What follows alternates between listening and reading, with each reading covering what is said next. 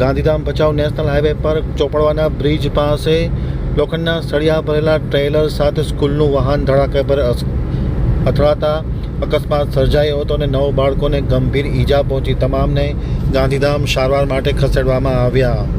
હવે જોઈએ ભચાઉથી મારા પ્રતિનિધિનો વિસ્તૃત અહેવાલ. ભચાઉથી 5 મિનિટના અંતરે ગાંધીધામ હાઈવે પર ચોપડવા બ્રિજ નજીક સવારે સ્કૂલના વાહનને લોખંડના સળિયા ભરેલા ટ્રેલરે અડફેટે લેતા 9 બાળકોને ગંભીર ઈજા પહોંચી છે. તાત્કાલિક અસરથી બાળકોને સૌપ્રથમ વાગડ વેલફેર હોસ્પિટલમાં અને ત્યારબાદ વધુ સારવાર માટે ગાંધીધામની હોસ્પિટલમાં રિફર કરવામાં આવે છે. સ્કૂલમાં 2 છાત્રો અને 7 છાત્રાઓ કન્યા વિદ્યાલયની હતી. આ તમામને ગંભીર ઈજા પહોંચી છે. તેમની હાલત અત્યંત ગંભીર ગણવામાં આવે છે. આ અંગે તાત્કાલિક અસરથી પોલીસ ઘટનાસ્થળે પહોંચી ગઈ છે અને વધુ તપાસ હાથ ધરવામાં આવી છે.